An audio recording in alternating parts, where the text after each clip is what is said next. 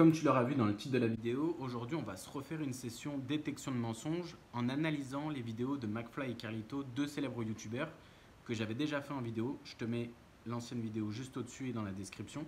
Comme la dernière fois, je vais vous mettre l'histoire qui raconte qui est vraie ou qui est fausse et à la fin, je vais vous donner les différentes pistes sur le non-verbal pour réussir à détecter et à voir les différents mensonges qu'il existe dans les vidéos que je vais vous présenter.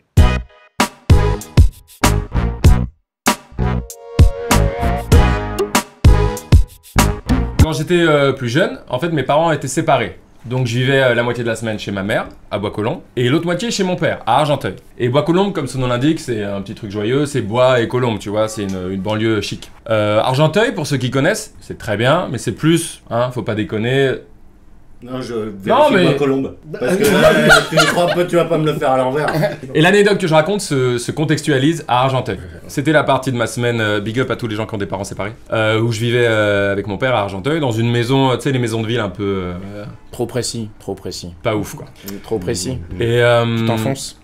Et comme je vous l'ai dit, je devais avoir, c'était un peu 98-2000. Et pour ceux qui savent, à cette époque, il y avait de la petite délinquance un peu. C'était un peu le bordel dans les rues. Et en l'occurrence, quand j'allais chez mon père, je jouais aux jeux vidéo là-bas, je devais sortir d'une partie de Metal Gear Solid ou de Diablo pour me rendre à Colombes au foot. Car je jouais au foot à Colombes, j'ai gagné la Coupe des Hauts-de-Seine. Merci pour moi. Et d'ailleurs, on cultivait beaucoup ce qu'on appelait rebeu, renoir, reblanc. Nous, on était des reblancs à l'époque, ça nous faisait rire. C'est marrant ça. C'est marrant, voilà. J'ai vu, c'est marrant, ça me plaît. Donc en tant que bon reblanc, j'allais au foot et j'allais à pied cette fois. Ok, mon père m'accompagnait pas, il était à la maison.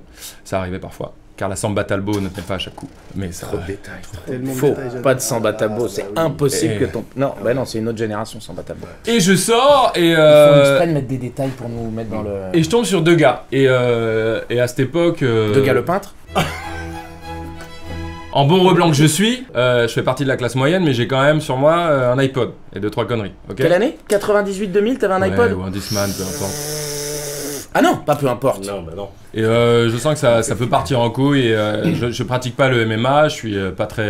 voilà, j'ai un corps relativement de lâche. Sauf que là, au fond de moi, je me dis... C'était déjà arrivé à Saint-Lazare, c'était déjà arrivé à plein d'endroits que je me fasse raquette. Et là, je me dis, non, mais je suis quand même près de chez WAM, tu vois, je venais de sortir, je vais pas me laisser faire. Je dis, non, non, je veux pas.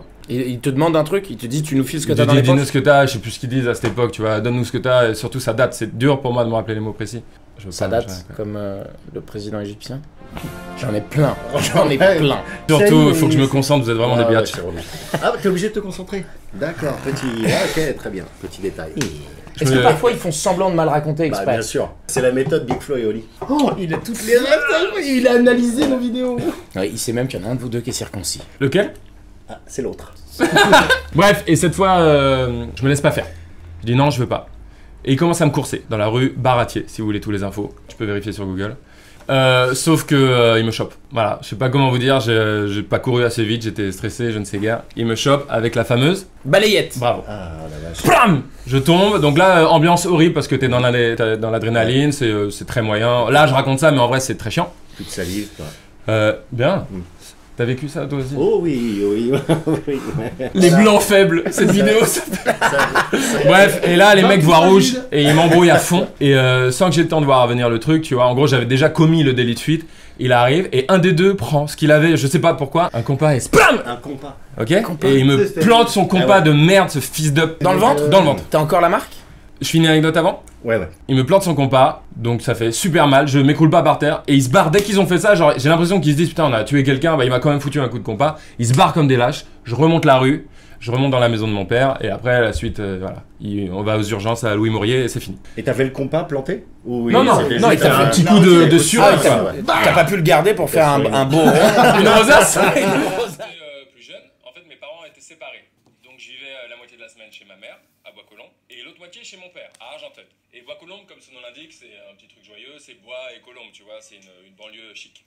Argenteuil, pour ceux qui connaissent, c'est très bien, mais c'est plus, hein, faut pas déconner. Non, je mais... Bois-Colombes. Parce que tu vas pas me le faire à l'envers. Et l'anecdote que je raconte se contextualise à Argenteuil. C'était la partie... Donc là, je vous mets une pause, en fait, sur les 25 premières secondes de la vidéo, surtout de l'histoire de Carlito. En fait, tout ce qu'il dit est vrai. Il a bien ses parents qui sont séparés, sa mère vit bien à Bois-Colombes, son père vit bien à Argenteuil, etc. Donc vis-à-vis de ça, au niveau de sa communication non verbale, il n'y a rien de particulier à venir vérifier. Pourquoi je vous ai mis pause spécialement à ce moment-là. En fait, il y a une petite coupure parce qu'il y a Michael Youn qui a fait une blague. Et il a repris son histoire en disant, bah voilà, ça va se passer en 98-2000.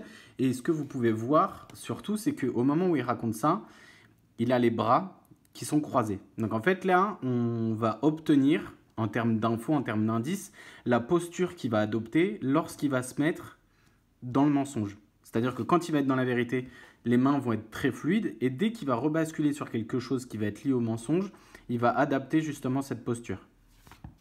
Ma semaine, big up à tous les gens qui ont des parents séparés, où je vivais avec mon père à Argenteuil, dans une maison, tu sais, les maisons de ville un peu... Trop précis. Pas ouf, quoi. Trop précis. Et t'enfonces. Et comme je vous l'ai dit, je devais avoir, c'était un peu 98-2000. Et pour ceux qui savent, à cette époque, il y avait de la petite délinquance un peu. C'était un peu le bordel dans les rues. Et en l'occurrence, quand j'allais chez mon père, je jouais aux jeux vidéo là-bas, je devais sortir d'une partie de Metal Gear Solid ou de Diablo pour... Là, par exemple, je vous remets pause. Là, les infos qu'il vient de donner, donc le fait qu'il était chez son père, donc il a forcément été chez son père, donc là, il vient rechercher une partie qui était vraie dans son histoire. Et il vient aussi la confirmer en donnant 2 indices qui sont certainement très vrais et qui sont vérifiables si on lui pose des questions ou bien si on le connaît, qu'il était en train de jouer aux jeux vidéo, donc il jouait à Metal Gear Solid et à Diablo. Et en fait, le fait de venir faire ça, c'est parce qu'il va préparer le fait de dire un mensonge, et c'est surtout, c'est pour reprendre de la crédibilité vis-à-vis de Michael Youn, qu'il l'a déjà un peu démasqué lorsqu'il lui a dit bah, ça se passait dans les années 98-2000, et la réaction de Michael Youn est oula, ça fait 2 ans, ça veut dire que c'est pas très sûr déjà. Pour me rendre à Colombes au foot, car je jouais au foot à Colombes, j'ai gagné la Coupe des Hauts-de-Seine, merci pour moi. Pareil, cette info, je vous mets pause dessus. Lorsqu'il parle de Colombes, vous allez pouvoir voir, je vais vous remettre justement, voilà, donc là, pause, donc Metal Gear Solid ou Diablo, c'est très bien. On peut même voir qu'il fait un léger geste avec sa main gauche pour renvoyer vers le passé. Donc comme vous avez vu dans les anciennes vidéos que je vous ai faites sur la communication non verbale, lorsqu'on va vers la gauche, généralement, c'est qu'on va balayer vers le passé. Et donc là, il y a un petit geste qui a été fait au niveau de cette main-là. Et quand il va parler justement qu'il faisait du foot à Colombes au Racing, vous allez voir, il va encore l'emmener sur la gauche. Donc ça nous permet de vérifier que ce qu'il raconte, c'est bien lié au passé et que ça a vraiment existé. Pour me rendre à Colombes au foot, car voilà, le geste est là. J'ai gagné la Coupe des Hauts-de-Seine, merci pour moi. Et d'ailleurs, on cultivait beaucoup ce qu'on appelait rebeu, renoir, reblanc. Nous, on était des reblancs à l'époque, ça nous faisait rire. C'est marrant, voilà. J'ai vu un c'est marrant, ça me plaît. Donc en tant que bon reblanc, j'allais au foot et j'allais à pied cette fois. Ok, mon père m'accompagnait pas, il était à la maison. Ça arrivait parfois, car la Samba Talbot ne tenait pas à chaque coup. Mais... Voilà, là pareil, le fait qu'ils viennent nous redonner quelque chose de très précis, la Samba Talbot, donc la marque de la voiture de son père, c'est pour nous ramener encore de la crédibilité, pour nous dire « Ah, il nous donne un détail, donc là, c'est quelque chose qui est vrai, donc en fait, ce qu'il nous raconte, c'est que de la vérité. » Et sur la réaction que Michael Youn a, il lui dit justement « Tu me donnes trop de détails, c'est que c'est bizarre. » Faux, pas de Samba Talbot, c'est impossible que ton... Non, bah non, c'est une autre génération, Samba Talbot. Et je sors et... Faut mettre des détails pour nous mettre dans le... Et là, regardez bien, je vous mets pause juste avant. Là, quand il y a Michael Youn et Vincent Desagna qui sont en train de se dire ils font exprès de nous donner des détails pour nous dire des mensonges, etc. Là, on peut voir que Carlito est en train de s'essuyer les mains sur le jean. Et le comportement qu'il va avoir après va induire forcément un mensonge parce que dans son comportement, donc il essuie ses mains sur ses jambes, sur son jean, il a les épaules qui vont partir en arrière et surtout il va croiser les bras. Et comme je vous disais au début de la vidéo, quand Carlito croise les bras et qu'il est au fond du siège, c'est qu'il est en train de raconter un mytho. Et là, c'est ce que vous allez voir dès que je vais remettre la vidéo sur Play. Et je tombe sur 2 gars. Voilà. Et à cette époque... 2 gars le peintre. En bon reblanc que je suis, je fais partie de la classe moyenne, mais j'ai quand même sur moi un iPod. Là, pareil, ce qui est intéressant, je vous mets pause à ce moment-là. Ce qui est très, très, très intéressant à voir, c'est que donc là, il dit je suis issu de la classe moyenne, mais bon, j'ai quand même un iPod. Et au moment où il dit je suis de la classe moyenne et j'ai un iPod, il a ce type de regard-là. C'est-à-dire qu'il nous montre la partie droite de son visage. Et surtout, au moment où il dit ça, donc là, en fait, ça, c'est un mytho, hein, parce qu'en 98-2000, il n'y avait pas d'iPod. Donc là, déjà, il se fait avoir, et justement, Vincent Desagna va avoir une réflexion qui fait que... Michael Youn, pardon, qui fait que, ben, en fait, il va être démasqué. Donc, toute la suite de la vidéo est très intéressante. Mais surtout, ce qu'il faut faire, en fait, quand quelqu'un vous dit un mensonge, et surtout quand il est avec quelqu'un, c'est il faut regarder ce que fait McFly. Et McFly est en train de se démanger au niveau du bas du nez parce que il sait que c'est un mensonge. Il sait que ce qui est en train de se passer, c'est un mensonge. Et surtout, il est certainement aussi dans le truc de se dire « Merde, il a dit un iPod et il fallait pas dire un iPod. » Et 2-3 conneries. Okay. Quelle année 98-2000, t'avais un iPod ou un Discman, peu importe. Là, ce qui est intéressant, au moment où il dit oui ou un Discman, peu importe, donc il se rend compte qu'il s'est trompé, que justement Michael Youn et Vincent Desagna vont avoir un gros doute. Premier réflexe, les yeux qui descendent. Donc justement, je viens de me faire démasquer, il y a un gros problème. Et surtout, il va avoir une mimique avec la bouche, comme pour dire, il va garder les mots à l'intérieur, mais comme pour dire, merde, j'aurais pas dû donner cette info. Ah non, pas peu importe. Non. Et je sens que ça peut partir en couille. Et je pratique pas le MMA, je suis pas très... voilà, j'ai un corps relativement de lâche. Sauf que là, au fond de moi, je me dis... C'était déjà arrivé à Saint-Lazare, c'était déjà arrivé à plein d'endroits que je me fasse raquette. Et là, je me dis, non, mais je suis quand même près de chez WAM, tu vois, je venais de sortir, je vais pas me laisser faire. Je dis, non, je veux pas. Et il te demande un truc, il te dit, tu nous files ce que t'as dans les poches. Dis-nous ce que t'as, je sais plus ce qu'ils disent à cette époque, tu vois, donne-nous ce que t'as, et surtout ça date, c'est dur pour moi de me rappeler les mots précis. Ça date, comme le président égyptien. J'en ai plein, plein. Surtout, il faut que je me concentre, vous êtes vraiment des biatchs. Et là, en fait, il vient de se démasquer sans vraiment le faire exprès. Il a dit, ah les gars, vous êtes des biatchs, j'ai besoin de me concentrer. Lorsqu'on raconte la vérité sur quelque chose, on n'a pas besoin de se concentrer, on connaît déjà l'histoire.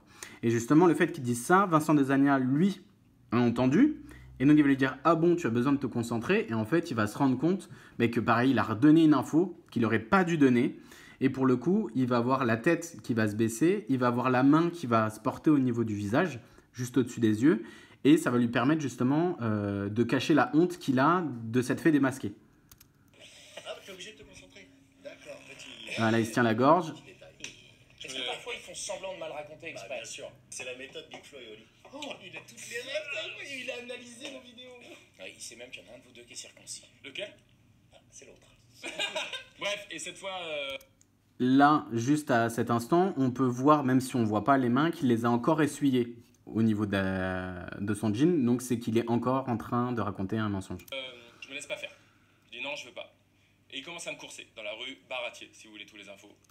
Là, le fait qu'ils disent dans la rue Baratier, en fait, il vient vraiment donner le nom d'une rue qui est à côté de chez lui pour pousser justement Vincent Desagna à contrôler sur Google si ça existe vraiment. Parce qu'au début de la vidéo, on voit que Vincent Desagna vérifie le nom de la ville Bois-Colombes. Et donc, en fait, là, il se rend compte qu'il a la possibilité de tendre une perche à Vincent pour qu'il se dise « Je vais vérifier, et si je vérifie et que c'est vrai, en fait, toute l'histoire est vraie. » Sauf que il me chope. Voilà, je sais pas comment vous dire, j'ai pas couru assez vite, j'étais stressé, je ne sais guère. Il me chope. Là, il va avoir je vous coupe juste avant parce qu'il va avoir un réflexe qui est très utile et très bon chez les bons menteurs. C'est qu'il va proposer à Michael Youn de continuer l'histoire. C'est-à-dire qu'il va lui dire « Ouais, voilà, je me suis fait choper. » Et en fait, il va lui laisser dire par quel moyen il s'est fait choper. Je vous laisse écouter, vous allez voir. Avec la fameuse balayette. Bravo. Voilà, et en fait, le fait de juste faire ça, de commencer la phrase, de pas la finir et de laisser la personne qui écoute l'histoire terminer justement l'histoire, lui permet dans son inconscient de se dire « Ah vu que moi ça m'est déjà arrivé ou vu que on peut stopper quelqu'un par une balayette et que c'est moi qui construis l'histoire, j'ai envie que ça soit vrai. » Je tombe, donc là, ambiance horrible parce que t'es dans l'adrénaline, c'est très moyen. Là, je raconte ça, mais en vrai, c'est très chiant. Salive. Il est encore en train de s'essuyer les mains. À chaque fois qu'il termine une phrase, il s'essuie les mains pour justement gagner du temps. En fait, ça va lui servir. Bon, il a les mains certainement moites parce qu'il est en train de mentir, mais c'est surtout que ça lui donne du temps pour construire à nouveau son histoire. Et dans la suite de la vidéo, ça va être juste après, il va dire de toute façon, j'avais déjà commis le délit de fuite. Et en fait, quand il dit ça, vous allez vous rendre compte que les mains vont partir loin, vers l'extérieur, alors que normalement, elles devraient retourner vers le torse. Bien. T'as vécu ça toi aussi? Oh oui. Les blancs faibles. Là, il vient chercher justement le fait que Vincent Desagna a pu lui aussi connaître ce type de sensation. Du coup, il va chercher chez lui, c'est pour ça qu'il se lève, qu'il lui serre la main. Il va essayer de chercher chez lui justement l'émotion qu'il peut ressentir pour se l'adapter lui dans son mensonge, pour que ça soit crédible, mais c'est surtout pour que Desagna s'identifie, que se dise que ça soit vrai. Bref, et là les mecs voient rouge et ils m'embrouillent à fond et sans que j'ai le temps de voir venir le truc, tu vois, en gros j'avais déjà... Et c'est là où il va le dire, j'ai commis le délit de fuite, et là vous pouvez voir que la main va déjà commencer à partir pour aller loin, alors que normalement elle devrait revenir vers le centre du corps. déjà commis le délit de fuite, il arrive et un des deux prend ce qu'il avait, je sais pas pourquoi, un compas et splam. Un compas. Ok. Et il me plante son compas de merde, ce fils de... Dans le ventre. Dans le ventre. T'as encore la marque? Je finis l'anecdote avant. Ouais. Il me plante son compas, donc ça fait super mal, je m'écroule pas par terre, et ils se barrent. Dès qu'ils ont fait ça, genre, j'ai l'impression qu'ils se disent putain on a tué quelqu'un, bah il m'a quand même foutu un coup de compas. Ils se barrent comme des lâches, je remonte la rue, je remonte dans la maison de mon père, et après la suite, voilà, on va... Donc voilà pour cette détection de mensonges sur Carlito. Donc bien évidemment, la vidéo que je vous ai présentée est fausse. C'est une fausse anecdote et vous pouvez voir justement comment on arrive à construire justement du faux, toujours en partant de quelque chose qui est véridique. Et son histoire commence par ce qui est vrai, c'est-à-dire mes parents sont divorcés, enfin sont séparés, j'ai ma mère qui habite à tel endroit, mon père qui habite à tel endroit, mon père a telle voiture, il y a eu telle rue, j'allais au foot, etc., etc. Donc ça permet justement de ramener de la crédibilité, d'éviter de trop faire monter son taux de stress et de permettre d'adapter justement avec ses interlocuteurs son histoire au fur et à mesure. Et donc tous les différents indices que je vous ai décryptés, que je vous ai surlignés et mis en lumière, vous pouvez comprendre que justement, en fait, on a ce qu'on appelle une statue, c'est-à-dire qu'au moment où on va commencer à mentir, la posture physique que l'on va avoir, on aura souvent, très souvent, la même posture lorsqu'on va continuer à mentir.